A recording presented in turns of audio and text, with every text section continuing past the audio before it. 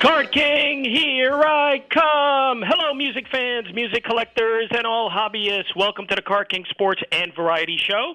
I am your host, the Catman, Brian Cataquet, a.k.a. the Card King. We are live on ABC's KMET 1490 AM.com, your number one spot right here for news and talk on the West Coast. I thank everyone for tuning in this morning. On the telephone line, I welcome to the program the son of Jack Bruce, who was the primary lead vocalist and bass player of the rock band Cream. We have his son with us, talented performing artist in his own right. Welcome in, Malcolm Bruce. Malcolm, honored to have you. Thanks for being on. Hey, Brian. Great to be here. How's it going? Everything's going well. So Malcolm, exciting news is on the way. A new Cream tribute project will be released next week. Give us some background on how this project came about and other information about this new release. Yeah, well, we're really excited. It's called Heavenly Cream.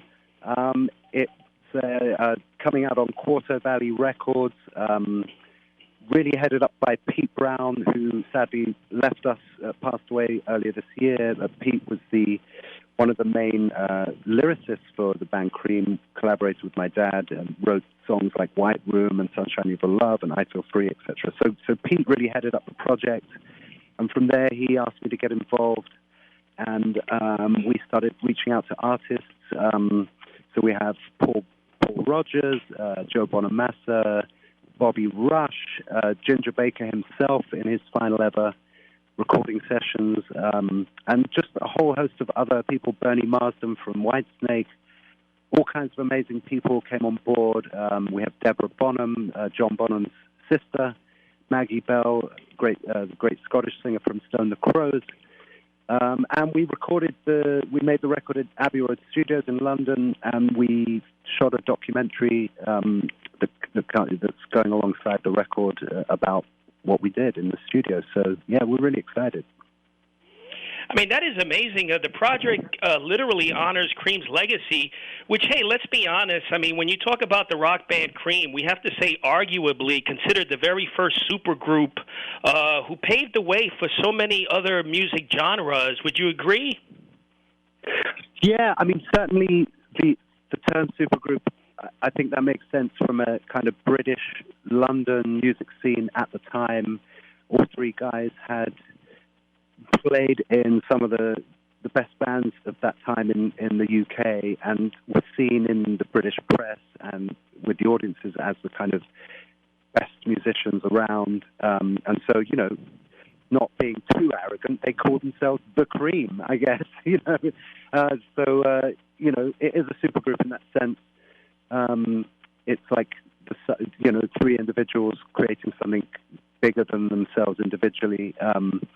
And they left us an incredible body of work. They were only together for 2.5 years, but it did lead on to all kinds of things. It inspired subsequent bands, that took that genre of music even further. Bands like Zeppelin or whatever took that model and just took it around the world. So Cream were incredibly important in the history of rock and roll, for sure. And Malcolm, I was thinking about this. It's really astonishing how three talented individuals in Cream, Jack Bruce, your dad, Clapton, and Ginger Baker, how big of an impact they had being such a relatively small three-man group. Yeah, I mean, I think in some ways it allowed more space. And my experience of that, when you play in a trio, as it's called, a power trio, you play in the trio format, and then there's a lot more space to express yourself. And ironically, it's a bigger sound, because there's that freedom to express. So, my experience is exactly that. Like, as soon as you have a fourth person in a band, you start feeling a bit more restricted in terms of how you express yourself on stage or in the studio. So I think it's a great template. It really works. Sonically, it works, but also creatively it works. It gives people the room to fully explore and express themselves on an instrument or the voice or whatever.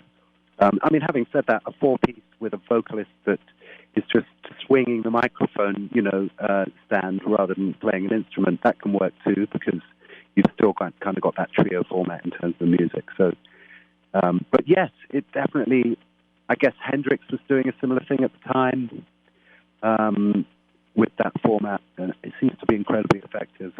And it's enough people to express a musical idea. Yeah, very effective, and the new release will be out next week. It's called Heavenly Cream, an acoustic tribute to Cream. Now, the first single on that album, Heavenly Cream, which will be out next week again for all of those listening, Sunshine for Your Love. Now, this caught my attention because it features the late, great drummer of Cream, Ginger Baker, on the track, right? Yes. Yeah. Now, how was it working with Ginger Baker? It was incredible. I mean, obviously, through his association with my dad, I knew Ginger a little bit over the years, and I've also toured with his son, with Ginger's son, Kofi Baker, a little bit over the years as well. So, there's a family connection. But it was wonderful. It ended up being Ginger's final recording sessions that he ever did before he passed away. And so it kind of became quite a special thing for us, to the people that were involved. And I think for the people that hear this record, it's quite a special thing. People that love Ginger. He was such a unique musician. Incredibly unique. It just sounds like him. And I think that's the mark of a great musician, in my opinion, for this kind of music, where you hear somebody, you go, yep, that's a personality. That's somebody that's really shining through. It's not just generic. It's not just could be anybody. It's absolutely Ginger Baker.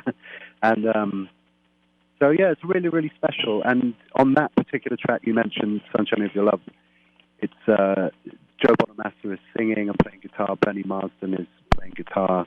I'm playing piano. We have Neil Murray, also from Whitesnake, on bass. And we have Abbas Dodu, who is a Ghanaian percussionist. He's playing percussion. So it's lovely. And as you mentioned, this whole record is based on acoustic versions of Cream songs, so it's not a big blistering rock sound, but it's still a big sound. We're not playing just like one acoustic guitar and a voice. It's a properly orchestrated record with drums, bass, guitar, keyboards, vocals, horns, strings, etc.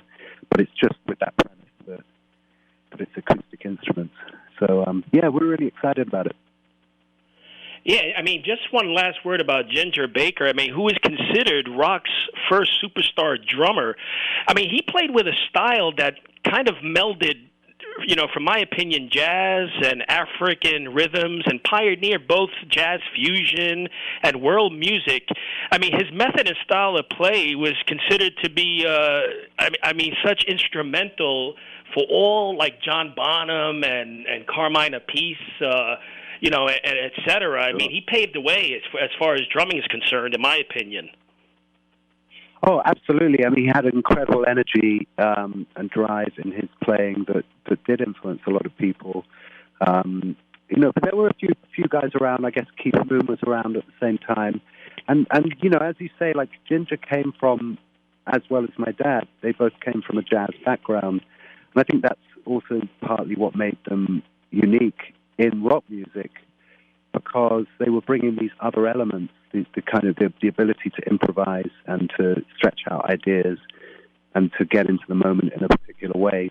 Whereas, other kinds of rock music might have been a bit more straight ahead.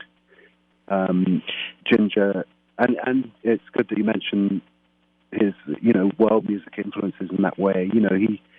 He really understood polyrhythms and, the African approach to music and the melody within rhythm as well. That it's incredible what he achieved.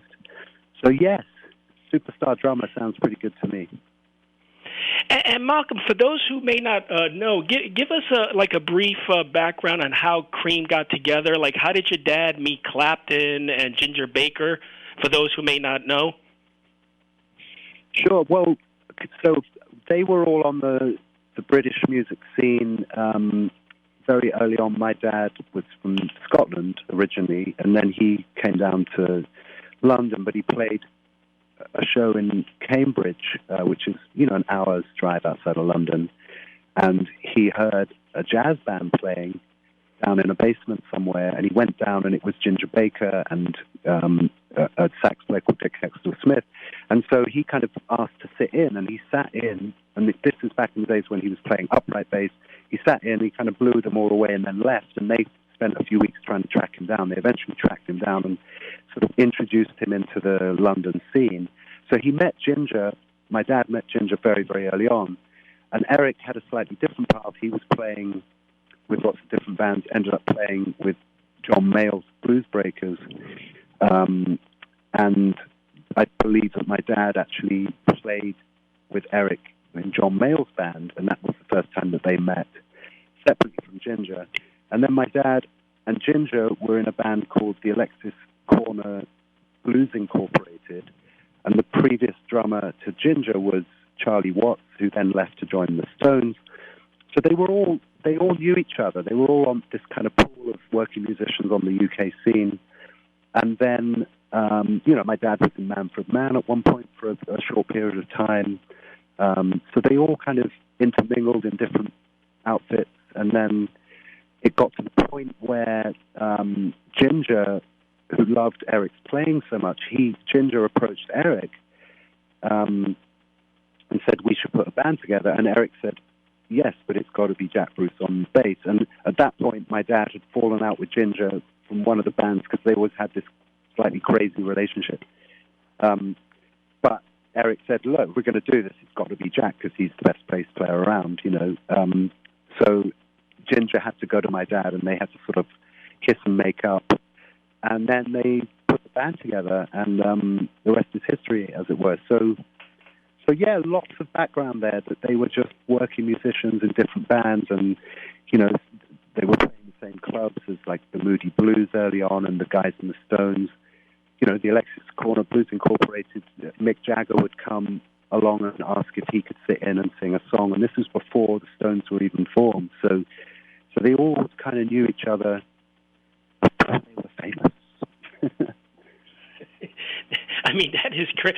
So as a young Malcolm Bruce, I mean, you were around so much knowledge of music history. I mean, you were consumed with it.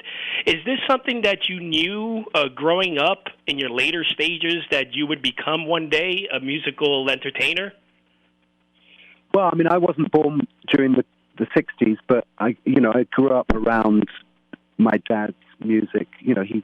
Cream was just a 2.5-year period of an almost like 55-year career or whatever, but he collaborated with all kinds of people. So yeah, I met Eric and I met Ginger when I was growing up, but all the other people that my dad was working with. And yeah, by the age of 8 or 9, I think I had a pretty good idea that that's what I wanted to do.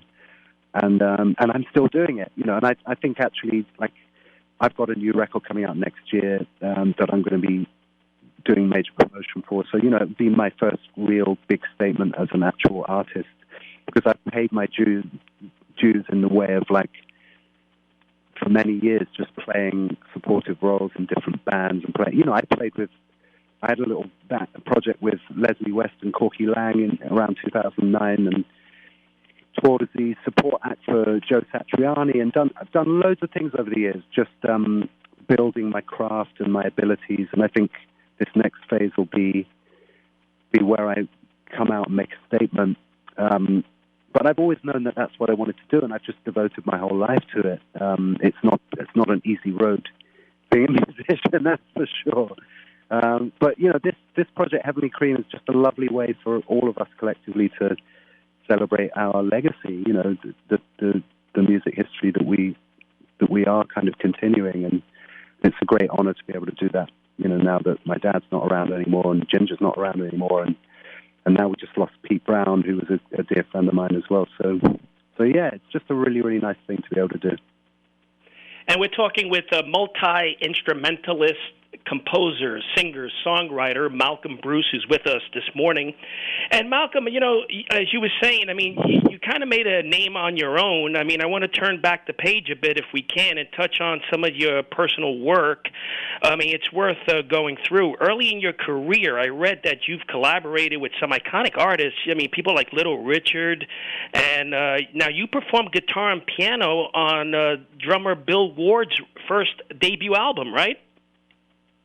Yes, that was one of the first things I did when I was a teenager. It's an amazing record that Bill made in L.A. At the Village Recorder, I believe the studio was called. And it's called Ward 1 Along the Way, and it's just a great record. He wrote a lot of songs with a guy called Rue Phillips that I ended up having a band with called Lost City with Kofi Baker in the 90s. And yeah, I mean, I think I'm playing piano on a track with Ozzy, who guested on Bill's record. So it was just a lovely thing to be, great honor to play with those guys. But I mean, I'm lucky. I'm blessed in the sense that because of my dad, I did get some nice opportunities early on. But I'm also, it's a blessing and a curse because you kind of also can be in the shadow of a famous father sometimes, So my goal is to get out of the shadows and into the light. Of course. But we also got to mention, I mean, you also played bass on a song featuring Elton John. I mean, so you met Elton John? I actually recorded it remotely, or he recorded it remotely. But I did meet the songwriter, who is Frankie Miller, who wrote the song, and it's on Frankie's amazing record. It's called Double Take, which is, Frankie's an interesting guy, another Glaswegian Scottish singer like my dad, an incredible singer, songwriter, who unfortunately had a sort of brain hemorrhage type thing, so he wasn't able to continue performing, but he wrote hundreds and hundreds of songs and was covered by everyone from, Ray Charles to just so many incredible artists loved his songwriting and recorded his songs. And so one of his producers got together a bunch of demos of Frankie's and then reached out to a lot of artists that loved Frankie and said, will you do duets? And this is so after the fact of extracting vocals from demos that Frankie made and then adding people to the record. So, I mean, on this particular record, it's got Rod Stewart, Kid Rock, Elton, as you mentioned, all kinds of people, Delbert McClinton, all kinds of people are on this record. And so, yeah, it was a great honor. It's got the track that I play on has Steve Cropper on guitar, Elton playing piano and singing a duet with Frankie that Frankie had sung 20 years previously. But it worked out great. It's just a beautiful song. It's kind of a country song called Where Do the Guilty Go? I highly recommend people checking that whole record out. It's just a fantastic testament to Frankie's talent. And how was it doing engineer work for Little Richard? Well, that was interesting. Actually, I was making a record of my own in Franklin, Tennessee, staying at my friend Kevin McKendry's studio, and he just got a call. So there was an amazing songwriter artist called Dottie Rambo in Nashville that was very well known on that scene, who was friends with everyone. And a tragedy occurred where she died she was on tour and her tour bus crashed, and she passed away. And so they made this record, and they asked all kinds of people that were fans of hers or loved her or knew her, people like Solomon Burke and Richard, as you mentioned. So Richard came in the studio, and we had some of the Muscle Shoals guys, and Richard's MD, a guy called Kelvin Holly, came in and played guitar. And so we cut this track with Richard over a 2-day period, and I was engineering. I was really I was on the other side of the board, other side of the glass, as it were. But it was a great honor, and he was such a humble, really amazing person to spend a couple of days with. Really great guy. So yeah, it was pretty amazing. One of the high points of my life so far, just to hang out with Mr. Penniman. So yeah, it was great. I mean, such iconic names you got to be around and work with.